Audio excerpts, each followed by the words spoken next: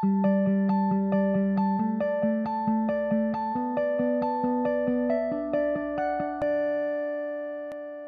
we're so happy that you're here. My name is Natalie Madeira-Cofield. I'm the president and CEO for the Greater Austin Black Chamber of Commerce and the founding president of the Austin Black Technology Council. So this program today is about corporate innovators, and we really want to have an engaged dialogue about what corporate social responsibility looks like today and should look like tomorrow. I want to do a couple of housekeeping things before we get kicked off and just tell you all, please make sure that when you tweet, I think we're at number 2, but we want to be at number 1 on Twitter in terms of the hashtag impressions. So please make sure that you're using the hashtag SXGood so that we can really make sure that we're putting Austin on the map for all of the amazing work that the team is doing here in Austin around social innovation. So what I will do is I will actually take my seat on stage and bring everyone out here, starting with Susie Sosa, who is the CEO of GoVerb. Susie. Next we have Ileana Murillo of Google. Okay, we have a lot of Googlers in the house. Chelsea Woodhead of Build-A-Sign. And Corey Newville of Facebook.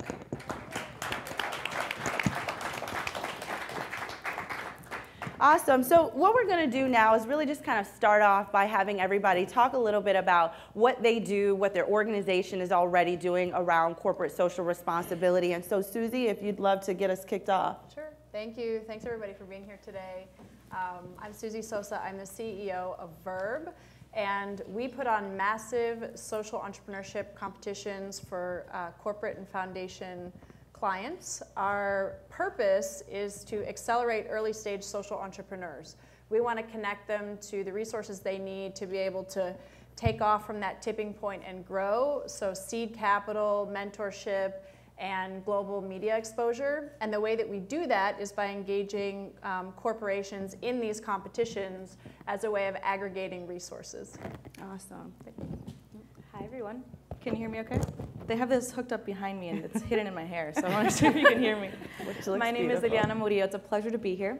I'm the head of multicultural marketing at Google, and so Google thinks they hire a marketer. They hired an agent of social change because through marketing, I get to make sure that diverse communities are aware of how technology, our products, can change their lives, either working with small businesses, helping them get on the web, working with entrepreneurs to make sure they have access to VC funding in the tech space, even as far as a record label, how they can rethink their plans. So it's a lot of digital consulting to make sure we're empowering diverse communities to let them tell their story.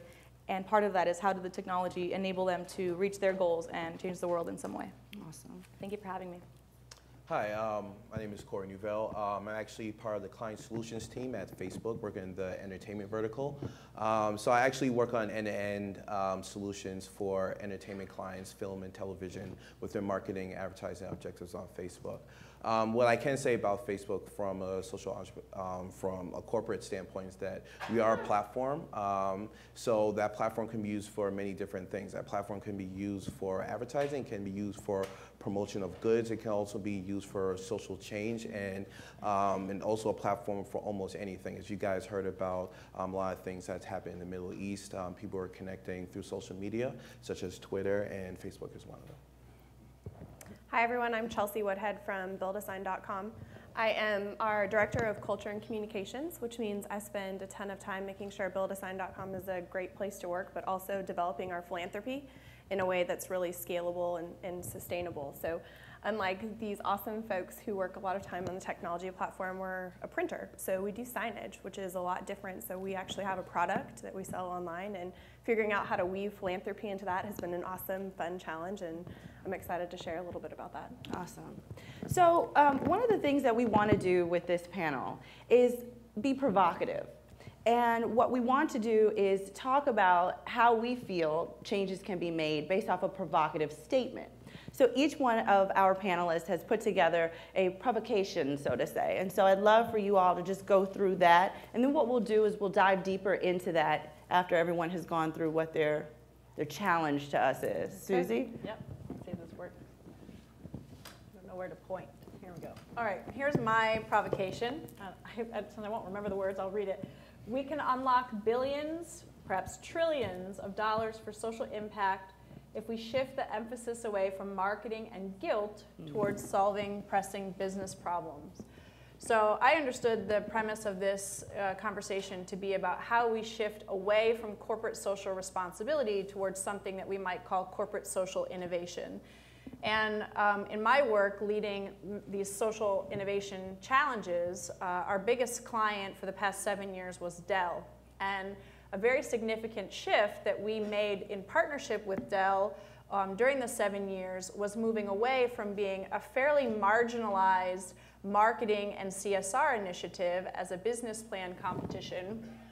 Actually, here's my picture to go with, to actually transforming into a participatory marketing program for Dell. And so in the beginning, in 2007, when they first funded the competition known as the Dell Social Innovation Challenge, it was being funded at an amount of about $60,000 a year. So pretty small potatoes for Dell, but it was just a sidebar marketing expense. Well, after we reimagined how this program could be better integrated into the business, they stepped up and started funding it at $1 million a year. So, more than 10x increase from where they were before. And why did they do that? Well, we transitioned from this very simple program that really had limited business impact for them to one where we focused on their 5 top business markets where we concentrated social impact. So instead of just being really in the US, we added Mexico, Brazil, India, China, and Europe as key markets for the competition. We created an entirely new employee engagement platform and had 2,000 Dell employees from 40 countries who participated as the mentors and judges in the final year. We started integrating with their major lines of business like higher education and venture-backed entrepreneurs. And so what we did is we started to create value in the competition for all these different parts of Dell. And so now they understood it. Yes, it still had a marketing and CSR component, but all of a sudden it had a talent acquisition component, it had a talent retention component, the employee engagement component, it had a research and development component, it had a sales and business client relations component. And so when they think about how much money they're going to spend on this competition, it goes from the $60,000 budget to the $1 million budget because you're delivering value in so many different ways. And so this program started at the University of Texas, and we spun out of the University of Texas into our company, Verb, because now we do this for multiple corporate customers. We just launched in February a competition with Livestrong focused on cancer, and you see again that it's bringing value to the organization beyond just a marketing campaign. It's helping them to source new partners, source new innovations.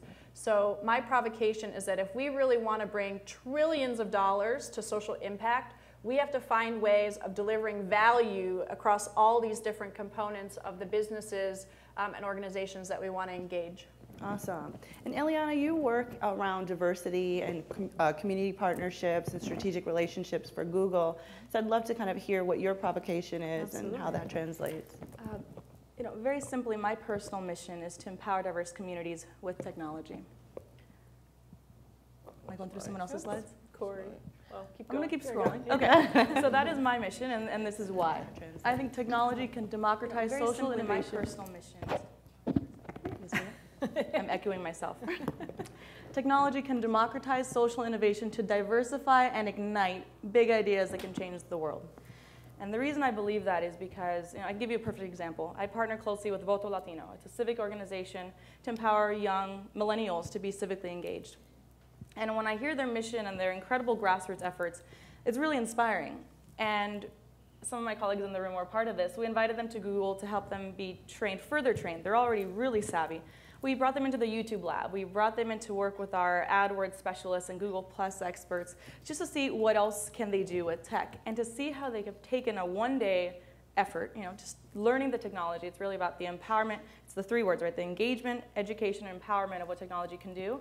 They took that, and without us knowing, they're hosting Hangouts on air with congressmen and students, and they're creating a connection and really bridging the divide, not only because of the digital divide, bringing this conversation to people's smartphones. You can access that anywhere now. A Hangout on air can reach you on a mobile device.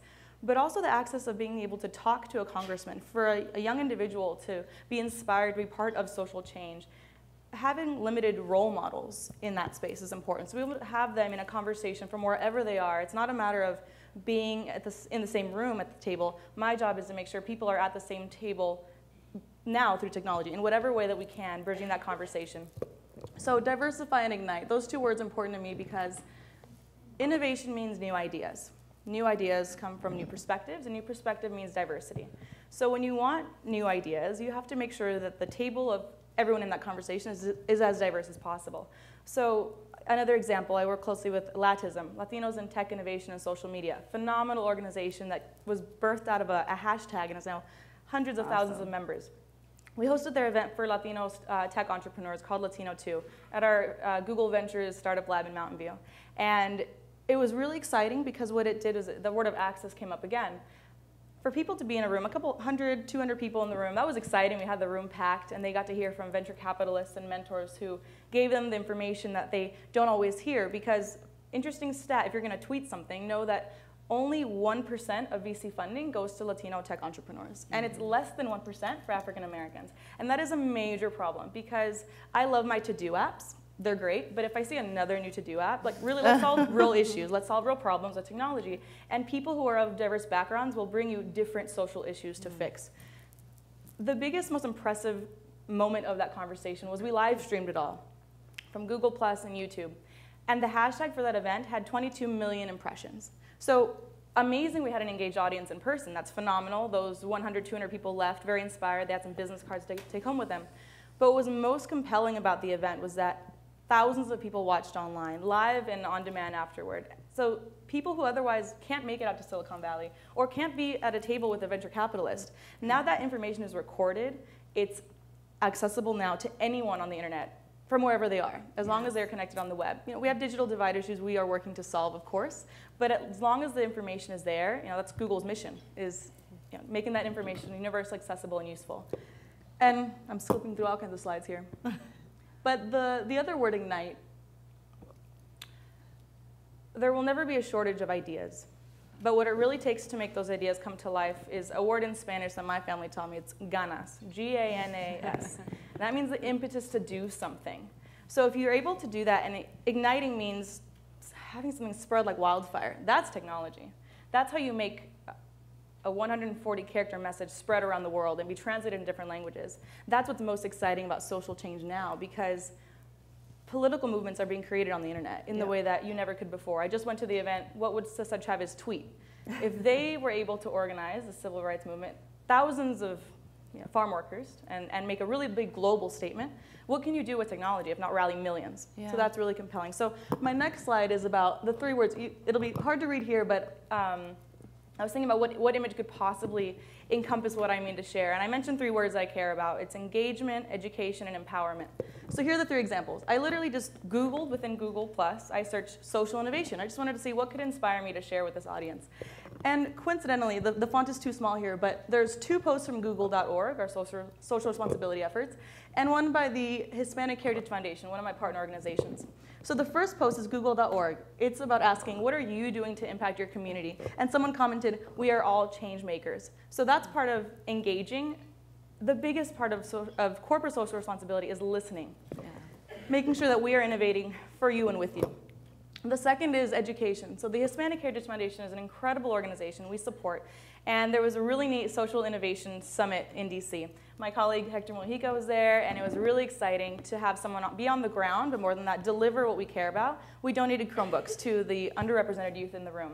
And now we hear their stories about how they're using that technology to do incredible things. So if that's something we can facilitate, we absolutely support it. Absolutely. And the third is empowerment. Google.org shared the Pop Tech Awards, because we need to recognize the incredible efforts out there. I believe in show, don't tell. I think if Google's going to do something about social responsibility, what's most compelling, again, is how agents of change are using our technology to both diversify their efforts and ignite them around the world. So I'm excited to share more about that with the other questions. Awesome. Thank you. I just want to say, I think ganas is the polite way of saying cojones. Yes. That's right. Thank you for that. Yeah, so when I was thinking, I guess because I was first, when I was thinking about my statement, one thing I thought about is it's just that companies can make an impact by giving their individual employees a platform to make impact. One thing that's unique about Facebook is that we really don't have a robust department for social change, or corporations really donating money and everything like that. And I really feel that change comes from the bottom up. Right? Because we don't have that robust, department to do certain things, it doesn't mean that you can't empower your employees to actually help in ways they feel is more pertinent to them. One thing that I did include is that this is an image of an actual note that I received from a student. We partner with a group called Citizen Schools, and as people don't know, what it does, it extends the school day for at-risk youth at schools in middle schools in low-income communities. And that's a program I've been working with for a couple of years, along with a few colleagues. This student actually found myself and another colleague and wanted to send a note and talk about how impactful the robotics class we taught a few years ago was to her, and how it changed her and where she wants to go and take her career and maybe get a job in STEM, or actually go on a different path. And to me, that was, it was such a special moment for myself. And it wasn't like, no one cut a check, right? No one cut a check to a certain organization. Citizen Schools is really about the employees and the employees and what they felt was important to them, and how the employees can actually create change among themselves within a school. And I thought that was really important, and it really showed the impact of the fact that we all talk about platforms, right? Earlier I talked about a platform. We're sitting on a platform right now, like literally, right? And the fact that I was able to go into a school and actually help to teach and shape a child's future was so important. And that was really based on what I wanted to do and what was important to me, and I was able to get that help through my company. We had to leave midday in order to do these things, and no one actually, said, no, you have to work on this. People actually supported me and supported my colleagues, and we were able to do this together, which I think was so important. And I think that even those that if you work for a small startup or you work for a large corporation, it's just that support for your individual employees, because once you do that, you're able to cast a wide net to do a lot of different things. As you know, you've heard of Lean In. I'm sure everyone heard of it. That was started by an employee. That employee happened to be Sheryl Sandberg, but it caused a ripple effect in how people discuss gender issues in the workplace. And it made people change and think, who probably didn't think about these issues. Hey, what can I do? And how can I, actually put myself in this dialogue and in this conversation? And that's all by individual employees. And it's also happened with Pride for people who have issues when equality when it comes to marriage. This was done by employees. And I think that any corporation that's standing on, that's in the news, that people know about, having them support employees is so important, because anything that I do, I represent Facebook, right? So they always say that any corporation, I'm sure you guys know, that be careful what you say in public, right? When you're in a bar, if you're drunk or something like that. That never happens. But yeah, so, be careful. But there's a positive side to that, right? So with that responsibility, you can actually do good, because you representing that company actually says something, and it says something that you care about other individuals, and you're not just about the bottom line. And for a second, I think I had a video. It was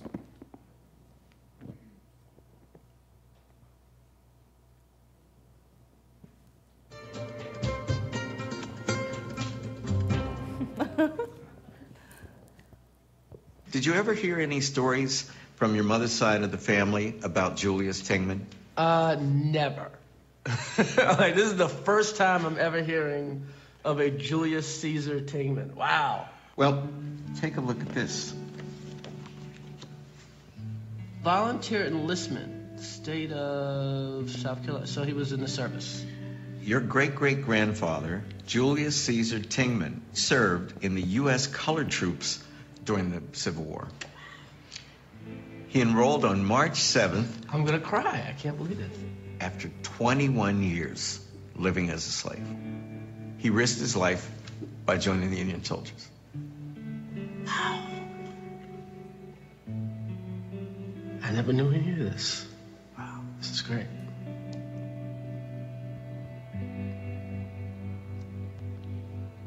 You got me. And there's more? There's more. It's not the end. Woo. How does it feel to know that you have an ancestor, a direct ancestor who served in the Civil War? It is, I don't know, this whole thing is mind-blowing. I mean, I knew nothing of this. Nothing. You know, you hear the thing parents always say, I want my kids to see blankety blank so they know they can become anything. I mean, it's weird. If I'd have known this, there's a good chance I wouldn't be a comedian. What would you become? Until I lucked into a comedy club at, age 20, just on a whim, I assumed I would pick up things for white people for the rest of my life. If I'd have known this, it would have taken away the inevitability that I was going to be nothing. So that was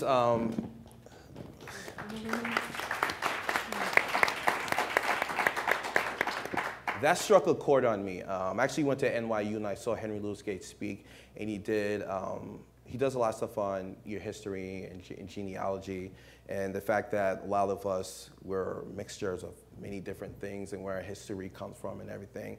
And one thing that just stood out to me, it said a lot about like ideas, right? And I think there's nothing more powerful than an idea of what you can become. One thing that you can do to really, for disenfranchised people, some of the biggest thing you can do is take away their confidence in ideas that they can do anything that they want. And just for Chris Rock, a comedian who's very rich and wealthy, to say that he would not have become a comedian if he knew more about his past is a powerful thing. The actual document that I showed you from the student that read it, that wrote to myself and another colleague, is that what we did is that we gave her an idea, right? Regardless of where she's coming from, she came from another country, immigrated here, was learning English. But the idea that she can become something greater than what she thought she could is life-changing, right? And that's not Facebook cutting a check. That's people like everyone here going and showing people, look at what we have done, and you can do this too, easily, right? And taking away the barriers of just like, you have to be this amazing person in order to contribute and to be something beyond what you are. And that's why I think that the biggest thing that Facebook has done for me is giving me that platform and is giving me that support that, hopefully myself and like others can actually, do inception and put those ideas in people's heads. Yeah. Corey, that was awesome. I think that video really touched everyone. Chelsea, I'm going to get to you in just a second, but one of the things that I wanted to say along those lines is you never know who's watching you. And that's one of the powers of social media and social media platforms. And though this is about someone's history and their genealogy, everyday people are doing amazing things. And as you post those amazing things on platforms like G+, or on platforms like Facebook, somebody is watching you. And there's a way to connect and inspire. And one of the things that Ileana mentioned was, using these hangouts to inspire young people. And it made me think of a tweet that I recently sent, which was, if you can't find a mentor, we live in a day and age where you can self-mentor. And you can self-mentor using things like Wikipedia, using things like Hangouts, using things like online platforms, and actually going out and asking someone to be your friend on Facebook, and then just watching their day every day. You want to know what it takes to be successful? Just watch what they do every day. They're posting about themselves every day. So with that being said, Chelsea, you work for buildasign.com here in Austin. Your CEO is an amazing person that I watch every day. That was an excellent segue into what you all are doing in this community and beyond. I'd love to kind of hear what your provocation is. Sure. Let's see if I can get the slides to work like everyone else. Oh, maybe we're getting video again. There we go. So my provocation is giving's not always sexy. And I think that you can take that in really two strides. The first, just to piggyback on some of the conversation around individual contribution. I think we all know that you have the choices every day to do something that you know is the right thing to do and something that's the easy thing to do. And a lot of times those two worlds aren't always the same thing. And I think that really when you become an individual change maker is the time that you decide to do the right thing when nobody else is looking, right? It's easy to stand up here and say that in front of a group of people, but when nobody else is around and you're going to the school on the day that Lord knows you have a million other things that need to get done at work, but you're taking the time to go mentor a child, or you're taking the time to sit down with somebody who's asked for your mentorship and your guidance, and you really know that that's something that's important and could make a difference. So those things aren't always glamorous. Those things make you tired, and those things are hard to do when you have a lot of other opportunity in front of you. And I think that that's a big part of what's going to make a huge difference in the long run and just your choice of and what path you want to go down. So taking that and moving into the corporate space, this is our warehouse at Build a Sign. So this is where our signs are actually printed here in North Austin. We've got about 120,000 square feet. And unlike Google and Facebook, even though our office is really cool, we don't have a lot of the same technology they have. We have a great development team, but that's not what our bread and butter is. This is who we are. We're a printer. And in my opinion, what makes giving back remarkable and scalable and sustainable, which is incredibly important to me, is understanding who you are. You have to know what your core competency is. I bet that at least 50% of you in the audience, maybe 70 because we're at South by, own your own business or are aspiring to own your own business. And you maybe have a one-person team right now or a two-person team, and you want to give back. Oh, I think my mic just fell. But you don't know how, and you want to do something sexy and different and cool and fun and fresh. Know who you are. Know what you do as a company and what your capacity to give is. We give signs, right? Our first venture into philanthropy was one of our directors had a sister in the Air Force, and she was coming back from a deployment. And he thought, how cool would it be if we could print a welcome home sign for her? And at the time, the company, I think we were maybe doing 5 to 7 million in revenue. Now we do 57 million, or we did last year. We thought, let's do that, but let's do it for everyone. And so we set this big audacious goal to give 10,000 free welcome home banners for folks that were coming home from deployments. And it was one of those like $1 million kind of goals, never gonna happen. And little did we know, in a matter of weeks, those 10,000 signs were gone, and we were looking around going, okay, now we have to print them. So it was a moment in our company's history when, you know, we made a promise and we had to follow through on that promise, which is sometimes a hard thing to do, but how incredibly honored are we to have printed over 300,000 signs and banners to make homecomings that much more special for our military. We're a sign company, and how remarkable and how honored are we to really be a part of that moment with people and their families. If anyone here has ever welcomed anyone home from a deployment, it can be a little chaotic, right? Everyone's excited, everyone's huddled together, there's all these people coming off the plane. You see your family first because they're holding up a banner for you. That's 1 or 2 seconds longer that you have in your day to see them that you didn't have before. And to me, that's truly social impact, right? We've found a way to make a big difference in somebody's life and to thank all of these service members that are doing everything they can to protect us. So that's really been our approach to philanthropy, is know who we are at our core and know what the community needs, and the best thing in the world is when those two pieces can come together.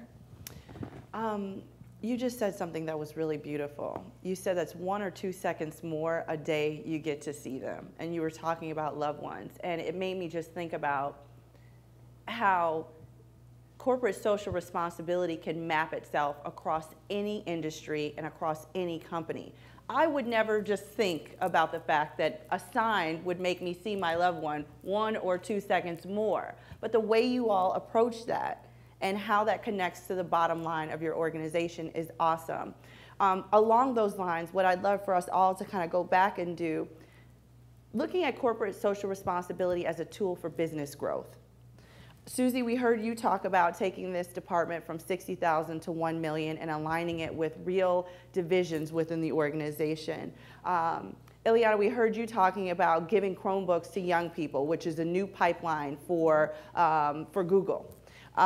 Corey, we heard you talking about the Lean In campaign, which is a drawback to put people back on Facebook too, because that's how they're connecting with Cheryl through her Lean In campaign. And then Chelsea, we just heard you talk about signs and how signs are being used, you see it. So how does someone in the room who works in this department or is inspired by what we're talking about, how do they start building the business case around their unique business models for why CSR is important? Well, I think the first tool that you need to have in your disposal is you need to understand the finances of the business. And you know, if you're an entrepreneur, well, hopefully you do, although I'm always surprised by how many entrepreneurs don't actually know what their unit economics are, or how much they spent on recruiting or retention or marketing or sales and business development. But if you're going to make the business case for social impact, you have to understand the costs of all these different potential lines of benefit. So I think step number one is to really commit yourself to mastering the numbers of your business. And whether you're a sole proprietor entrepreneur or whether you work inside a bigger corporation, figure out how much they're spending on talent acquisition, figure out what they're doing in employee engagement and retention, because that's ammunition that you can use to make the case why the company should spend $250,000 or $500,000 on something they otherwise would only spend 5 or 10. I'm going to steal one of the words you said. It was commitment. I think the greatest thing any organization needs to do to play in this space is commit time. One of my favorite quotes is, give of your time as if it is your greatest gift. And I think one of the challenges I've faced, one of the greatest opportunities that I've loved pursuing at Google is creating a space, very similar to the point you made, a space for Googlers to give back and turning that into a business model. So 2 years ago, my colleague Adriana Samaniego and I started an internal organization kind of rethinking the idea of an employee resource group for business impact. So how do you create a business opportunity out of community impact overall? And so we thought about, I met all these amazing Googlers who have incredible talents as Googlers and who also have amazing skill sets beyond what is being utilized in their day-to-day job. They're being underutilized, in my opinion. And so I sat down with each of them and said, what are you personally passionate about that you're not pursuing in your day-to-day job? How can we leverage the skills you use every day? Someone who knows how to optimize AdWord campaigns or how to help a nonprofit make money using digital platforms. Across the board, all these different skill sets, and how do we align? My favorite thing to talk about is how do you align passion with purpose for impact? So what drives someone emotionally and is what they are fueled by, how do you pair that with an opportunity to show metrics of success? As you said, it's the numbers, and for Google, it's not always, and it's always bigger than Google, right? It's not just how many AdWords dollars we'll make. It isn't just how many YouTube views you'll have. You have to think all of the different metrics that have value, because that time commitment is our greatest asset. Human capital, you can't put a price on it. But you can demonstrate that the time spent, instead of doing the day-to-day job, channeling that towards social impact, not only does well in the community, and we love to share those stories, but also helps us think about sustainability for the company. So like I said, I'm in multicultural marketing, but what I'm actually doing is sitting down with partners of all different types to rethink their digital strategy. And the only reason I'm able to do that is because I have incredible Googlers who stand by my side and say, yes, I'll commit my 20% time, and it's probably much more than 20%. And they talk to their managers to make sure that's approved, and they have that support. But the only reason I can sit with any type of partner, like I said, is because I'm able to commit time that others are willing to do this with me and contribute to something bigger than themselves. So it could be a small business. I sat down with a small business owner in Alhambra, California, He has basically like a mom and pop shop version of Home Depot. And he said, I don't really know what to do on the web. Somebody found me because of Google, so I know that it's doing something for my business, but I don't know how to take it to the next level. How do you 10x it? That's our Google thing to say, right? And so I sat down with him for 20 minutes and showed him how to use Google Analytics to learn what people are doing on his website, how to use Google keyword tools to learn about what people are searching in his space. They're not searching his business name. They're searching about things that they care about. So how can he connect the two? Come a few months later, met him at another event I invited him to. I said, come by, I want to see what happened to your business. And he said, because of the 20 minutes you spent with me, my company has tripled in size. I bought a new truck, which for him was a really big deal. He bought a new truck. He's created 3 more jobs, and he can now create more opportunity for his community and for his family. So to me, that's corporate social responsibility. Yeah. And that's what really fuels me. And I want to give credit to everyone in the first row here because they're the ones who help me do this every day. Thank you. Do you? Oh, the love. Corey or Chelsea? Yeah, yesterday we had a fireside chat with Catherine Finney, who is the founder of Digital Undivided, which is a group that tries to help women of color with tech entrepreneurship. One thing she said, because we always discuss this, when it comes to nonprofits, we always just talk about money, right? And how to get money, and the fact that you were discussing first, it was like $50,000, and you're able to scale that by showing like real metrics. Just look at where we are right now in South by Southwest, right? There's a lot of companies out there that are spending a lot of money on things that has nothing to do with their actual like end goal when it comes to what their actual business is.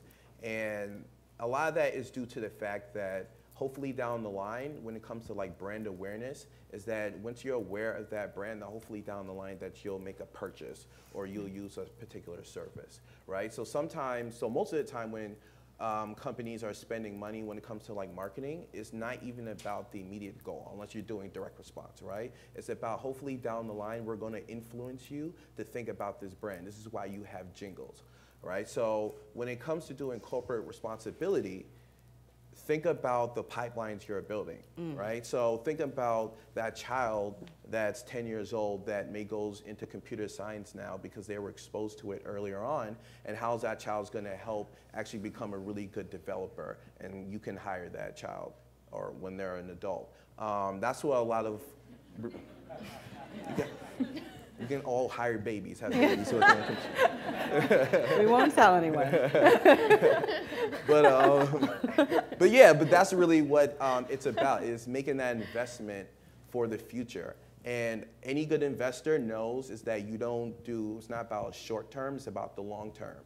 And that's where all this comes into play. And also the fact that when you're in a community, like gentrification, sorry, Spike Lee was talking about gentrification the other day. And trust me, I'm gonna come back to this point. But the fact that a community is as strong as the people that are in it, right? So even as a corporation, we are part of a community, right? Like the Facebook office here is part of the Austin community.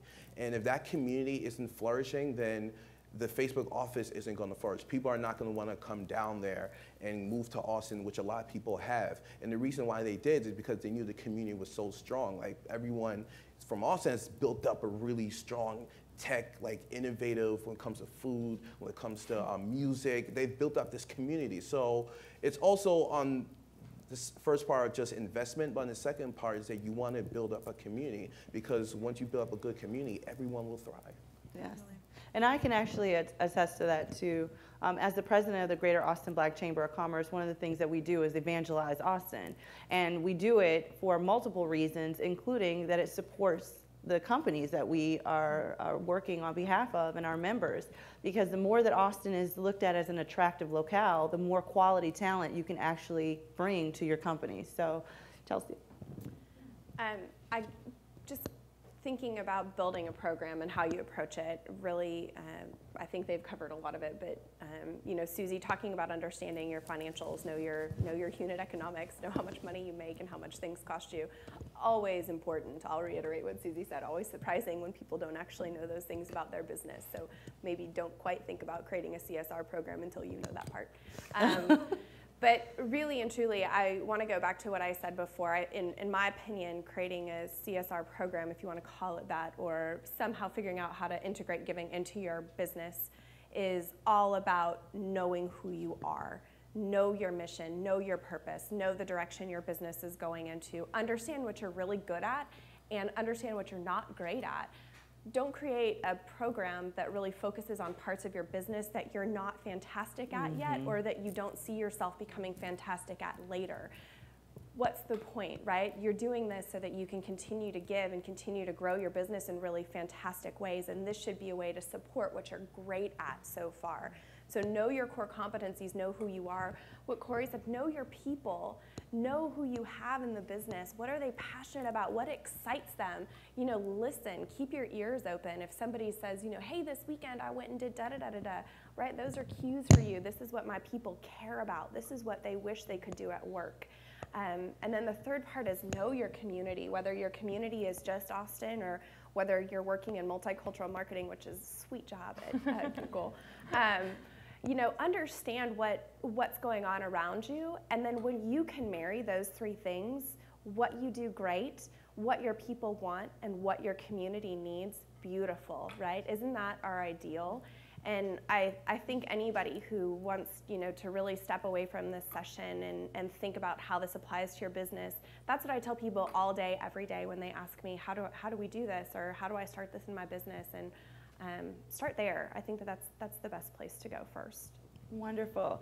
I want to make sure that we have enough time for one more question up here, and then for the audience, if someone can give me a hand flag, otherwise I'll keep going and I'll keep going. So the last question that I have before we open it for a Q&A, when we talk about diversity specifically, and we were talking about, and even Susie, you mentioned Dell's international operations.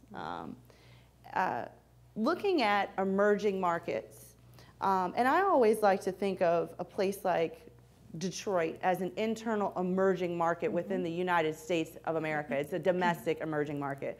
When you start to think of minority communities, these are often underserved, undertapped, but within the African American community specifically, it's a $1 trillion consumer spending community.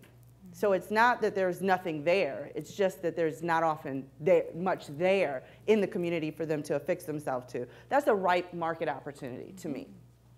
And when we look at that on a global landscape, so around the conversation, this is what I do all day, is really demonstrating the value proposition of diversity. Talk to us about diversity and how diversity is the new growth pipeline and the new growth strategy for your company.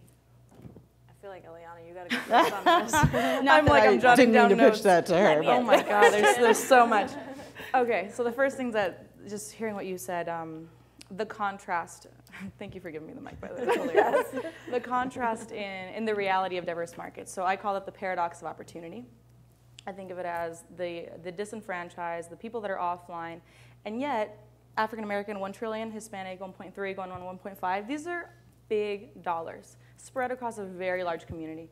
And so I think, I asked myself this for Google. You know, Google, I see how many pairs of Google Glass in the audience. Like, we're making really cool technology, and we also can't forget about those who aren't online yet. So that's where part of knowing who you are, I like that, because part of that means what are we delivering, staying true to our mission, and making that very applicable to different spaces.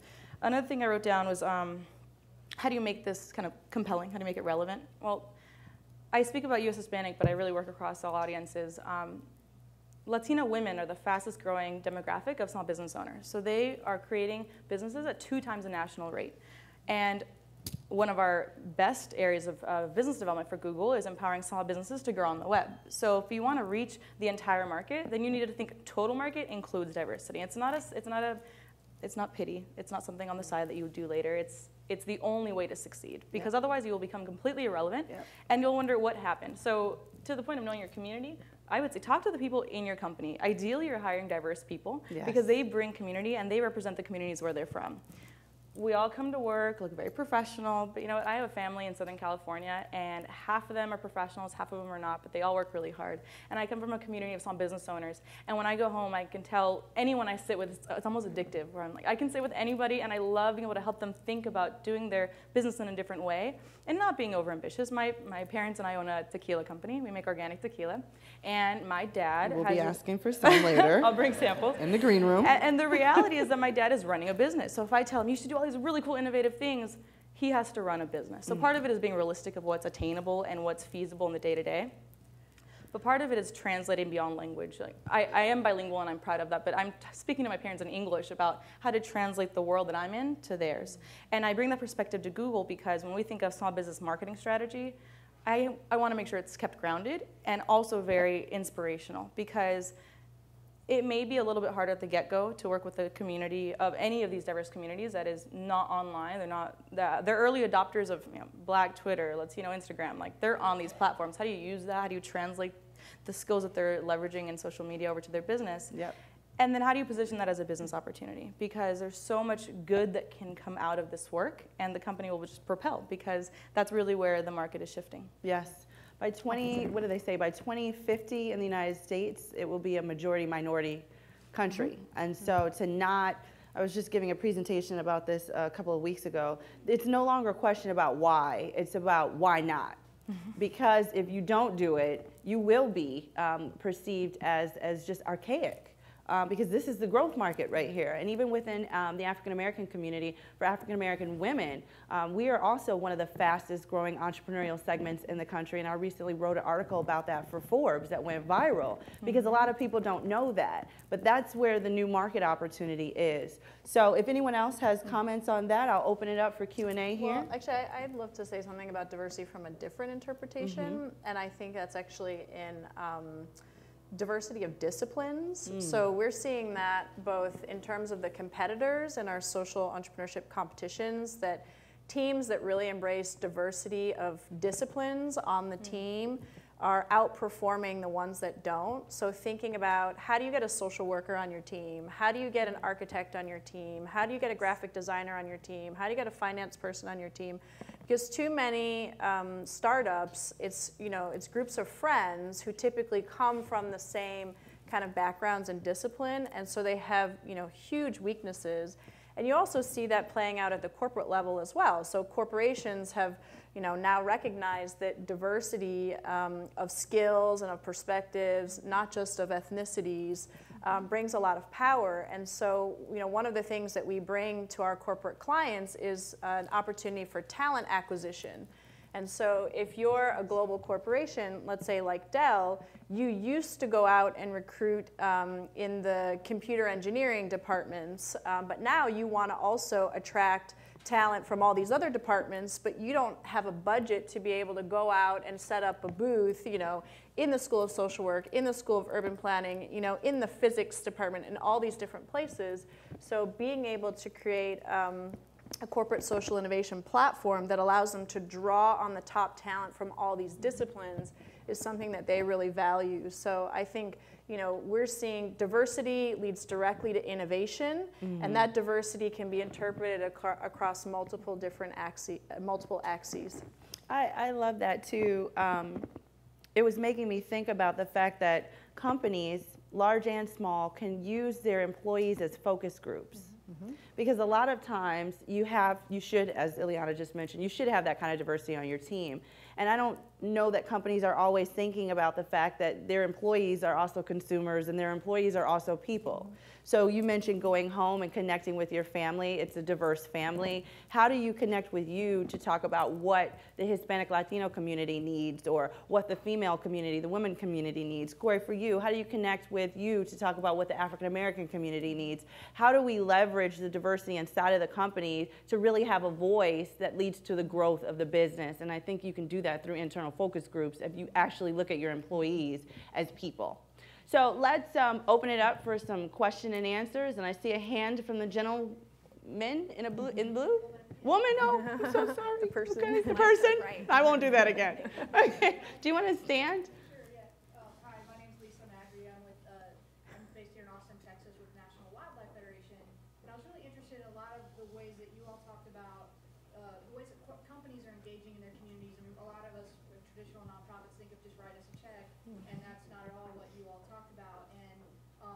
And there's a lot of things that our program works with student environmental leaders, and what students want is they want advice from employers about how to get into the different careers, and then advice on how to, their projects. They're starting really cool environmental projects in their communities or organizations, and they want mentorship for that. So there's all kinds of ways we can partner with different companies to offer value in ways that go way beyond a check, but it's confusing for us to figure out who do we talk to about that inside the company. Is that the marketing person? Is it the CSR person? Is it the CEO? It's hard to know who to go and find, find companies that want to have a creative conversation like that. Do you have advice for how to do that and who to talk to? Go ahead. Oh, I was going to say, I think that's a remarkable question. I think it depends on what you want, right? So at Build a Sign, we've got probably 6 or 7 or 8 people even that you could chat with out of our 285 employees, and they could all point you in the right direction. Hopefully every single person who doesn't have those conversations knows where to point you. So hopefully everyone's helpful. But it depends on what you want, right? If you're looking for mentorship, that's very clear and easy to reach out to HR. I think it also really depends on the type of company that you're reaching out to, which is very important, right? So being careful about who you want to talk to and who you want to engage with. I think that companies who don't have a track record of doing anything outside of, we give X% of our profits every single year. That's fantastic. We need those companies, right? They're very important. But the companies who are going to be more open to discussing, let's create a really unique, interesting partnership. I think those companies are probably going to be the ones that are doing different, innovative things. And you can see that they're not just writing checks, right? There's other parts that you hear about them that are more creative and interesting and unique. And I'm just going to flip it on you just for a quick second, which is very unfair, and I'm sorry for that. But I want to put it a lot back onto the nonprofit community. So I interface with, over 1,000 nonprofits on an annual basis, and I actually personally interface with hundreds and hundreds on a very regular basis. And unfortunately, the nonprofit community isn't ready for that overall. So the nonprofit community doesn't understand that to get plugged in with a company of our sizes or of our passion level, you've got to also be creative, right? It takes work on your part. You hate one-day volunteer opportunities. I know that. I have a nonprofit background, and one of the most obnoxious things was for a company to say, we've got 30 volunteers, can we come to your site for a day? No, that doesn't work for us. It's not helpful for us at all. But if you are interested in that and you want to play with us, open your eyes a little bit and know, okay, that's 30 folks that are going to be here that could potentially be donors, and then I could get access to this pool of funds or this type of mentorship. So open your doors, open your eyes, nonprofit community, because we want to come up with cool, fun stuff, and that's not something that we can do alone. We need people to do that with. If we're interested in your mission and we want to come talk to you and learn about it, don't just say, here's our gala coming up on June 16th and you can buy a table for $5,000. Understand who we are too, and I think that's when we can come up with really fun, cool stuff to do. Absolutely. Another answer to that? Yeah, I wanted to add something to it too. Answer. If I wore my Google hat, I would say the same thing. I'll give you a personal answer though. So I was in the position you're in when I was in undergrad, and I started an organization to help Hispanic students get into different career opportunities. And I had no membership yet, but I knew that we needed it. And so think of it as a nonprofit. It was we had to raise funds, and needed to find mentors. My goal was to expose students to opportunities and to find the mentorship similar to along the lines you were speaking to. So I was like guerrilla tactics. I wish I had been that smart, but actually I emailed anyone I could find, cold emailing, I Googled companies that I thought would be interesting. I wrote to any email I could find, and I just figured, there's something to be said for reaching out to a big organization, but there's also value in finding individuals who just care. So I found a lot of people who've become my mentors now. Like, that's before I was employed by Google. I found all these people on the internet, which my parents were like, who are you emailing? Why are you talking to them? But they funneled me around, and I said, please forward to whoever you think may be interested, but here's what I have to offer. I have students who are passionate about learning about different career opportunities, your bullet points of your mission and what you can offer.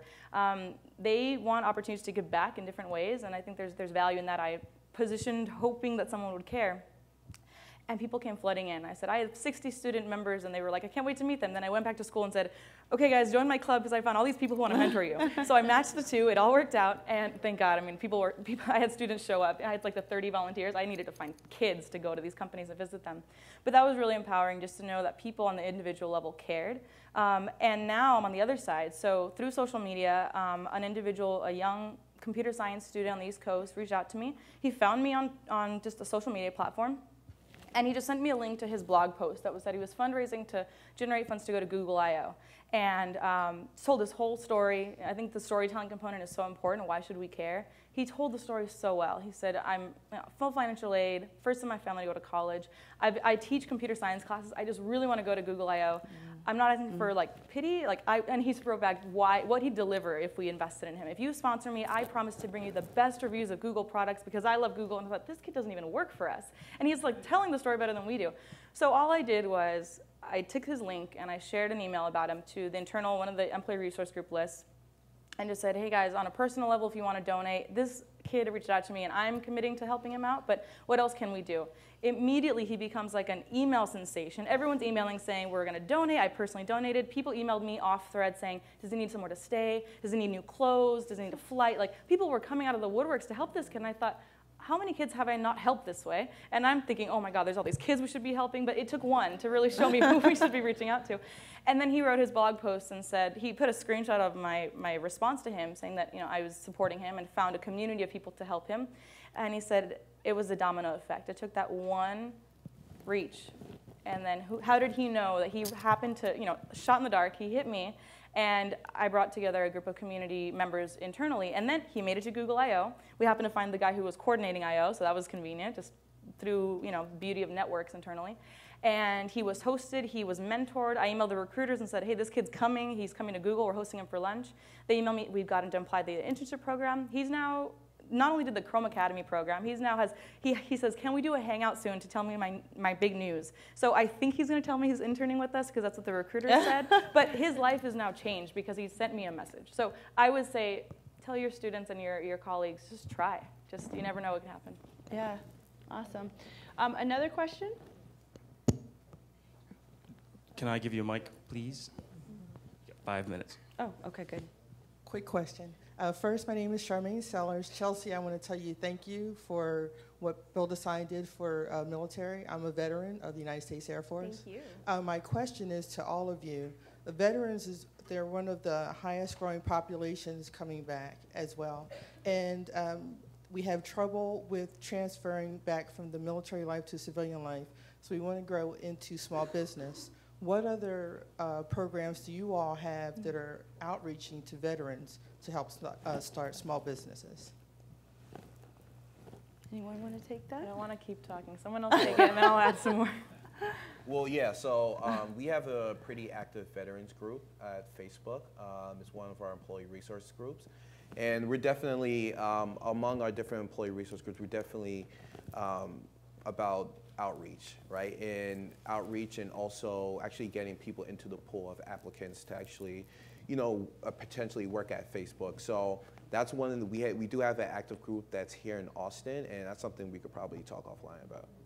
Awesome. I have two links. Oh, go ahead. Oh, no. Well, I was going to say, we actually just pitched USAA, so they're the big bank, a member-owned bank of military veterans, about doing a competition, social entrepreneurship competition to improve the lives of veterans. So if anyone here knows someone at USAA, put a plug in for this because I think it would be awesome. The competition we're doing for Live Strong, it's called the Big C competition, is all focused on attracting entrepreneurs whose ventures can improve the lives of cancer survivors. So we see this as kind of an iteration off that. So let's make a call out around the world to any entrepreneur, for-profit or nonprofit, whose venture can improve the lives of veterans. And they could be veterans entering, they could be non-veterans, but let's really draw attention to this segment of the population. I think USAA would be a great client partner for us to do that. So hopefully we can make it happen. Awesome. I wanted to just real quick, there's two websites. I always make sure I share links. VetNetHQ.com. our Veterans Network, which I really support their work. They're incredible. They're one of the most active ERGs we have. They created this in partnership with other nonprofit organizations. It has 3 prongs. One is they built a resume builder tool, so that's helpful, and how to translate skills from the military to corporate America or to small business work. The other is how to find somewhat like mentorship advisors, and then the third is how do you help your own small business grow? So tips and tools for that. So that's one, vetnethq.com. The other is Get Your Business Online, our program, gybo.com. That's an incredible program I'm personally really passionate about, because the idea is we know that over half of all small business owners don't have websites online. You gave the great stat about how massively represented the veteran community is in that stat. And so Google's committed to giving a free website to any small business. So anyone who needs a website for anything, even your personal site, it is free for the year. And after that, it's under $10 a month. It's very cheap for the web hosting, for the web builder tool. So my mom went to one of the trainings just to support me, and she built her own little website. So it's very doable. And there's other resources there about how to just leverage the internet for growth online. So I would recommend anyone to check that out. And the Greater Austin Hispanic Chamber is here, and this is a program they help us promote as well. Thank you for that. Awesome. So I think we're going to conclude the panel, which was really amazing. So thank you all so much for your time. A couple of things that I'll do to kind of summate what we've talked about is really looking at corporate social responsibility and community engagement as a market growth opportunity for your business. This is also about knowing the business that you work for. We looked at this from the dimension of the employee who's able to assist their company with the growth, and then also from a nonprofit organization and how knowing the organization that you'd like to partner with, really knowing them, knowing their strategic priorities. I always ask the business before we even ask for $1, what are your strategic priorities for this company?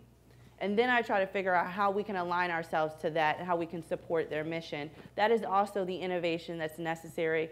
The nonprofit community needs the business community needs the nonprofit community. And this is about innovative partnerships across the board. One of the things that Eliana, I just keep mentioning Eliana now, she's just good. She said, all of them are good, but she said align your passion and your purpose. I'm following along with you. Okay. Well, you want to finish it? I said align your passion and purpose for impact. Yes, for impact. So thank you all so much for joining us. Thank you to this amazing and beautiful panel. Thank you.